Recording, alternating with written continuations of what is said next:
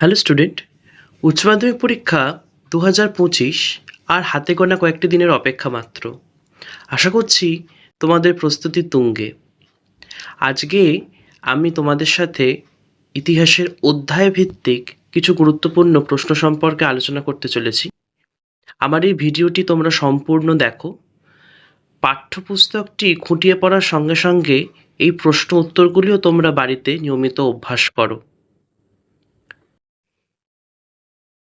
আমার এই ভিডিওটি যদি তোমাদের উপকারী বলে মনে হয় তাহলে অবশ্যই একটি লাইক, কমেন্ট এবং শেয়ারের মাধ্যমে তোমরা আমার চ্যানেলটির পাশে থেকো। তাহলে প্রশ্নোত্তর পর্ব শুরু করা যাক। তোমাদের কাছে আমার একটি অনুরোধ, তোমরা এই ভিডিওটি স্কিপ না করে পুরোটি দেখো। আমাদের প্রথম প্রশ্ন, ছেড়ে আসা গ্রাম গ্রন্থটি লিখেছেন নারায়ণ সান্যাল, মহাশ্বেতা দেবী, দক্ষিণারঞ্জন বসু, সমরেশ মজুমদার। সঠিক উত্তর তোমরা সবাই দেখে নাও, দক্ষিণারঞ্জন বসু। বৈজ্ঞানিক ইতিহাস চর্চার জনক নামে পরিচিত থুকিডিডিস, হেরোডোটাস, সিমাকিয়েন, ইবন খালদুন। সঠিক উত্তর হবে থুকিডিডিস। পৃথিবীর প্রাচীনতম জাদুঘর হল ভারতীয় জাদুঘর, ব্রিটিশ মিউজিয়াম, লুভার মিউজিয়াম এবং এন্নি গাল্ডিনান্নার জাদুঘর। সঠিক উত্তর এন্নি গাল্ডিনান্নার জাদুঘর। আমার পরবর্তী প্রশ্ন, fall of the Mughal empire গ্রন্থটি রচনা করেছেন দাদাভাই নওরোজি, রমেশচন্দ্র দত্ত, রমেশচন্দ্র মজুমদার, যদুনাথ সরকার। খুব গুরুত্বপূর্ণ প্রশ্ন, এর সঠিক উত্তর যদুনাথ সরকার।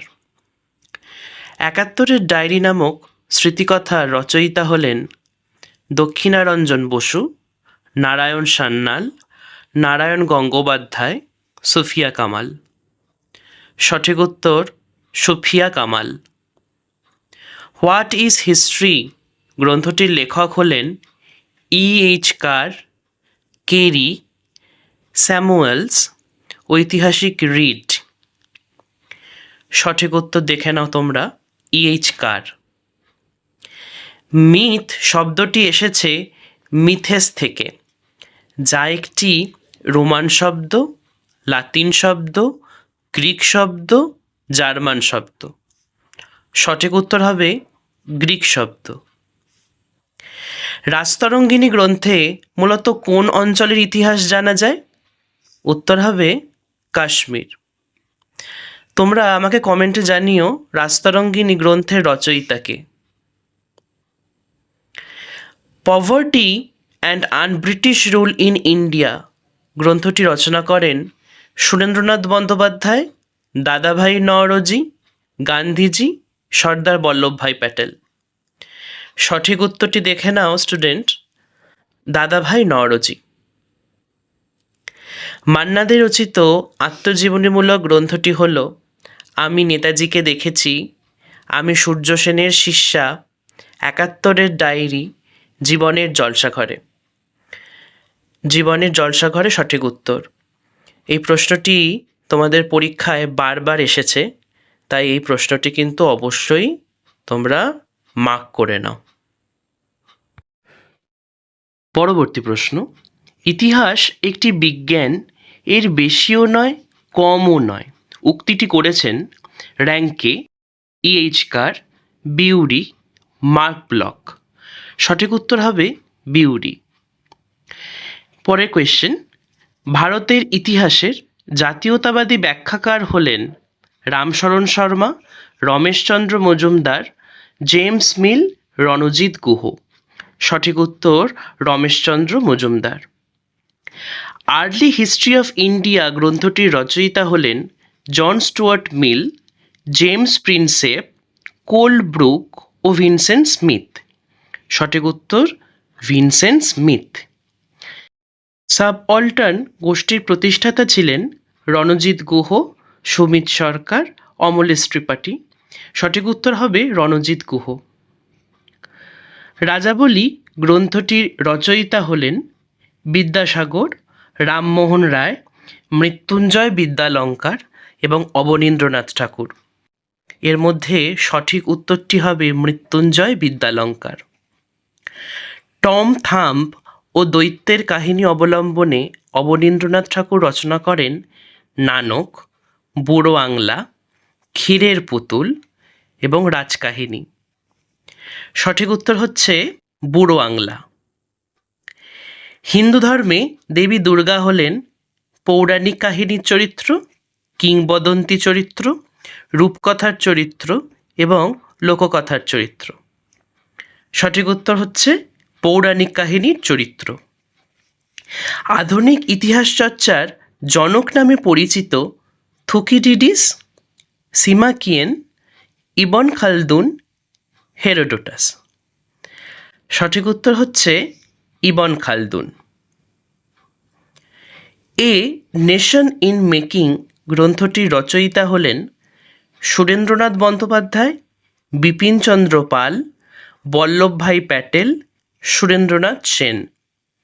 সঠিক উত্তর সুরেন্দ্রনাথ বন্দ্যোপাধ্যায়। ব্রিটিশ মিউজিয়াম প্রতিষ্ঠিত হয় 1752 খ্রিস্টাব্দে, 1753 খ্রিস্টাব্দে, 1754 খ্রিস্টাব্দে, 1755 খ্রিস্টাব্দে। সঠিক উত্তর দেখে নাও তোমরা। সঠিক উত্তরটি হচ্ছে 1753 খ্রিস্টাব্দে। কয়েকটি গুরুত্বপূর্ণ রচনাধর্মী প্রশ্নোত্তর সম্পর্কে তোমাদের সঙ্গে আলোচনা করে নেওয়া যাক।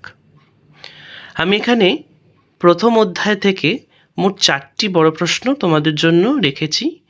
তোমরা অবশ্যই বইটি খুঁটিয়ে পড়ো এবং তার সঙ্গে এই 4টি প্রশ্নের উত্তরও ভালো করে দেখে যেও পরীক্ষার আগে। দেখে নেওয়া যাক তাহলে প্রশ্নগুলি কী কী। পেশাদারি ইতিহাস বলতে কী বোঝায়? অপেশাদারি ইতিহাসের সঙ্গে পেশাদারি ইতিহাসের পার্থক্য কী? জাদুঘর বলতে কী বোঝো? অতীত পুনর্গঠনে জাদুঘরের ভূমিকা আলোচনা করো। মিথ বলতে কী বোঝো? মিথ ও কিংবদন্তির মধ্যে পার্থক্য নির্দেশ করো।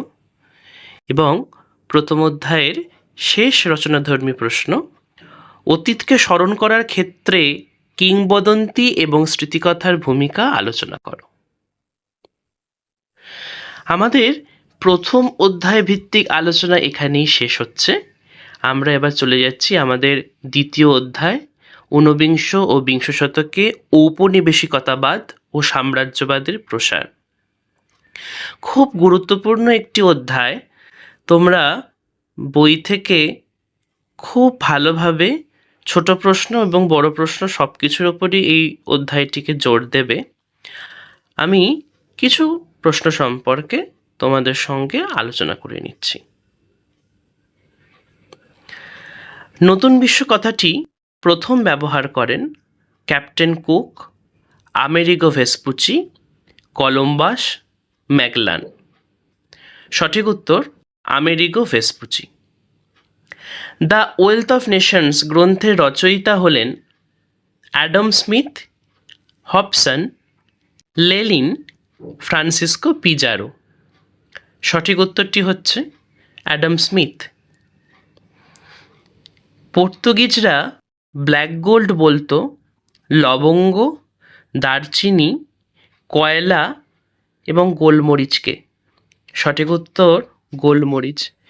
খুব গুরুত্বপূর্ণ প্রশ্ন, তোমরা স্টার করে নাও, স্টার দিয়ে দাও তোমরা এই প্রশ্নে। ওয়েল্ট পলিটিক নীতিটি গ্রহণ করেন ক্যাম্পবেল, কাইজার দ্বিতীয় উইলিয়াম, মুসোলিনি, বিসমার্ক। সঠিক উত্তর কাইজার দ্বিতীয় উইলিয়াম। ইয়ান্দাবুর সন্ধি স্বাক্ষরিত হয় 1826 খ্রিস্টাব্দ, 1879 খ্রিস্টাব্দ, 1854 খ্রিস্টাব্দ, 1816 খ্রিস্টাব্দ। তোমরাই বলো সঠিক উত্তর কি হবে? সঠিক উত্তর হবে 1826 খ্রিস্টাব্দ। ইনকা সভ্যতা ধ্বংস করেন Francisco Pizarro, Columbus, Hernando Cortes, Amerigo Vespucci. সঠিক উত্তর ফ্রান্সিসকো পিজারো। শিল্প বিপ্লব কথাটি প্রথম ব্যবহার করেন Herbert Spencer, Auguste Blanqui, Arnold Toynbee, এবং ফিলিস্টিন। সঠিক উত্তর হবে অগাস্ট ব্লকি। পরবর্তী প্রশ্ন, পুঁজিবাদের জঠরে সাম্রাজ্যবাদের জন্ম উক্তিটি করেন Lenin, Hobson, Karl Marx, Engels. সঠিক উত্তর লেনিন। আমেরিকা ও জাপানের মধ্যে কানাগাওয়ার সন্ধি স্বাক্ষরিত হয়েছিল 1853, 1854, 1858 অথবা 1850 খ্রিস্টাব্দে। এর মধ্যে সঠিক উত্তর কোনটি? সঠিক উত্তর হচ্ছে 1854 খ্রিস্টাব্দ। মার্কেন্টাইলবাদ শব্দটি সর্বপ্রথম ব্যবহার করেন Lord Acton, Davis Thomson, Adam Smith, Lenin. সঠিক উত্তর Adam Smith. On the origin of species গ্রন্থটির লেখক হলেন Lord Milner, Darwin, Jules Ferry, Charles Hodge. সঠিক উত্তর ডারউইন। উত্তমাশা অন্তরীপ সর্বপ্রথম প্রদক্ষিণ করেন Magellan, Columbus, Vasco da Gama, Bartolomeu Dias. সঠিক উত্তর হবে Bartolomeu Dias. Vasco da Gama ভারতের কোন বন্দরে পদার্পণ করেন? অপশানে রয়েছে দমন, গোয়া, কোচিন, কালিকট। সঠিক উত্তরটি হল কালিকট। সগৌলি সন্ধি স্বাক্ষরিত হয় 1818 খ্রিস্টাব্দ, 1826 খ্রিস্টাব্দ, 1816 খ্রিস্টাব্দ নাকি 1820 খ্রিস্টাব্দ? সঠিক উত্তর 1816 খ্রিস্টাব্দ। এটিও আরেকটি অত্যন্ত গুরুত্বপূর্ণ প্রশ্ন, তোমরা স্টার মার্ক করে নাও খাতায়। কমিউনিস্ট ম্যানিফেস্টো গ্রন্থটি লিখেছেন গোর্কি, তলস্তয়, ট্রটস্কি নাকি কার্ল মার্কস? সঠিক উত্তরটি হল কার্ল মার্কস। সাম্রাজ্যবাদ পুঁজিবাদের সর্বোচ্চ স্তর গ্রন্থটির রচয়িতাকে Karl Marx, Lenin, Adam Smith এবং হবসন। এই মোট 4টি অপশানের মধ্যে সঠিক উত্তরটি হল লেনিন। এবার আমরা চলে আসি দ্বিতীয় অধ্যায়ের অতি সংক্ষিপ্ত প্রশ্নে। আমাদের প্রথম প্রশ্নটি হল ভৌমিক সাম্রাজ্যবাদ বলতে কী বোঝো? খুব ভালো করে দেখে নাও। সপ্তদশ ও অষ্টাদশ শতকের মধ্যে ইউরোপের Spain, Portugal, England, France, Holland, Denmark প্রভৃতি সাম্রাজ্যবাদী দেশগুলি বিভিন্ন দেশের ভূখণ্ড দখল করে সেখানে নিজেদের ঔপনিবেশিক শাসন প্রতিষ্ঠা করে। এই সাম্রাজ্যবাদ ভৌমিক সাম্রাজ্যবাদ নামে পরিচিত। কোন মার্কিন সেনাপতি সর্বপ্রথম জাপানে পদার্পণ করেন? কমোডর ম্যাথু পেরি 1854 খ্রিস্টাব্দে সর্বপ্রথম জাপানে পদার্পণ করেন। খুব গুরুত্বপূর্ণ প্রশ্ন। ডক্টর ডেভিড লিভিংস্টোন কে ছিলেন? লন্ডন মিশনারি সোসাইটির একজন সমাজসেবী চিকিৎসক হিসেবে বিখ্যাত Scott missionary doctor David Livingstone আফ্রিকায় প্রবেশ করেন। চীনে মুক্তোদ্যান নীতিকে ঘোষণা করেছিলেন? এটিও অত্যন্ত গুরুত্বপূর্ণ প্রশ্ন। স্যার জন হে 1899 খ্রিস্টাব্দে। উপনিবেশ বলতে কি বোঝো? অষ্টাদশ শতকের মধ্যে ব্রিটিশরা বেশ কয়েকটি যুদ্ধে আমেরিকাস্থিত ওলন্দাজ ও ফরাসি শক্তিকে পরাজিত করে বর্তমান মার্কিন যুক্তরাষ্ট্রের পূর্ব উপকূলবর্তী অঞ্চলে 13টি উপনিবেশ প্রতিষ্ঠা করেন। এই উপনিবেশগুলি একত্রে ত্রয়োদশ উপনিবেশ নামে পরিচিত। এই উপনিবেশগুলি হলো, আমি কয়েকটি উপনিবেশের নাম বলছি, বাকিগুলো তোমরা অবশ্যই বাড়িতে পড়ে নিও।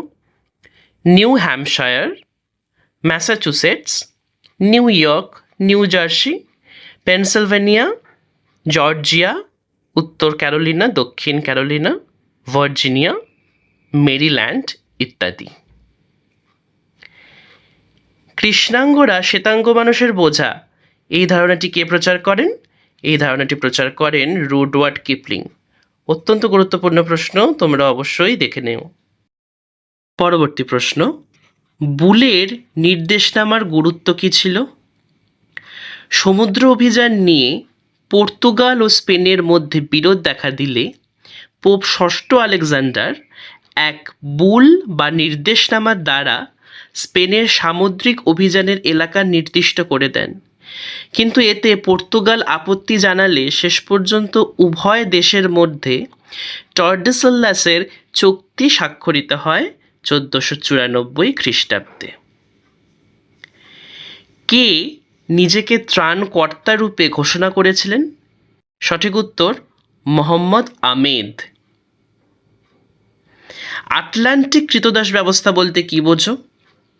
আফ্রিকা থেকে আটলান্টিক মহাসাগর অতিক্রম করে কৃতদাসদের আমেরিকায় রপ্তানির ব্যবসা আটলান্টিক কৃতদাস ব্যবসা নামে পরিচিত। হবসন লেনিন থিসিস বলতে কী বোঝো? আমাদের পরবর্তী প্রশ্ন। সাম্রাজ্যবাদ ও ঔপনিবেশিকতাবাদের অর্থনৈতিক ব্যাখ্যাদাতাদের মধ্যে অগ্রগণ্য হলেন জে.এ. হবসন এবং ভি.আই. লেনিন। তাদের অর্থনৈতিক ব্যাখ্যা হবসন লেনিন থিসিস নামে পরিচিত। শিল্প বিপ্লব সর্বপ্রথম কোথায় শুরু হয়েছিল? শিল্প বিপ্লব সর্বপ্রথম শুরু হয় ইংল্যান্ডে। হোয়াইট ম্যানস বার্ডেন কবিতাটি কে লেখেন? সঠিক উত্তর হল রুডওয়ার্ড কিপলিং। আজটেক সভ্যতা কে ধ্বংস করেন? সঠিক উত্তর হারমান্দো কোর্টেস। ইংরেজ ইস্ট ইন্ডিয়া কোম্পানি কবে গঠিত হয়? সঠিক উত্তর 1600 খ্রিস্টাব্দ। আমাদের অতি সংক্ষিপ্ত প্রশ্নের শেষ প্রশ্ন, ব্রাজিল কবে স্বাধীনতা অর্জন করে? সঠিক উত্তর 1822 খ্রিস্টাব্দে। দ্বিতীয় অধ্যায় থেকে রচনাধর্মী প্রশ্নোত্তরের মধ্যে অত্যন্ত গুরুত্বপূর্ণ 3টি প্রশ্ন আমি রেখেছি তোমাদের জন্যে। অবশ্যই এই 3টি প্রশ্ন তোমরা পরীক্ষার আগে ভালো করে তৈরি করে যেও। প্রথম প্রশ্ন, সাম্রাজ্যবাদ সম্পর্কে হবসন লেনিনের তত্ত্বটি আলোচনা করো। পরবর্তী প্রশ্ন, ঔপনিবেশিকতাবাদ বলতে কি বোঝো? এর সাথে সাম্রাজ্যবাদের সম্পর্ক নিরূপণ করো। এবং আমার তৃতীয় প্রশ্ন, মার্কেন্টাইলবাদ বলতে কি বোঝো? বাণিজ্যিক মূলধন কিভাবে শিল্প ও পুঁজিবাদী মূলধনে রূপান্তরিত হয়? আমার আজকের প্রশ্ন নিয়ে আলোচনা এখানেই শেষ হচ্ছে। আজকে তোমাদের সাথে সর্বমোট 2টি অধ্যায়ের কিছু প্রশ্ন নিয়ে আলোচনা করলাম, গুরুত্বপূর্ণ কিছু প্রশ্ন নিয়ে তোমাদের সাথে আজকে আলোচনা করলাম। তো তোমরা অবশ্যই আমাকে জানিও এই আলোচনা তোমাদের কেমন লাগলো। এবং আবারও একটি কথা বলবো, এই ভিডিওটি যদি তোমাদের ভালো লাগে তাহলে অবশ্যই একটি কমেন্ট করে আমাকে জানিও এবং লাইক এবং সাবস্ক্রাইবের মাধ্যমে আমার এই চ্যানেলটির পাশে থেকো। যে অধ্যায়গুলি বাকি থেকে গেল সেই অধ্যায়গুলি সম্পর্কেও তোমরা যদি আলোচনা চাও তাহলে অবশ্যই আমাকে কমেন্ট সেকশনে জানিও। আজকের মতো ভিডিও এতটুকুই। তোমরা সবাই খুব ভালোভাবে পড়াশোনা করো এবং উচ্চ মাধ্যমিকের জন্যে তৈরি হও। হাতে গোনার কয়েকটা মাত্র দিন পাঠ্যপুস্তকের ওপর তোমরা ভীষণ জোর দাও এবং তার সাথে নিয়মিত লেখা অভ্যাস করো। আশা করছি তোমাদের উচ্চ মাধ্যমিক পরীক্ষা নিশ্চয়ই খুব ভালো হবে।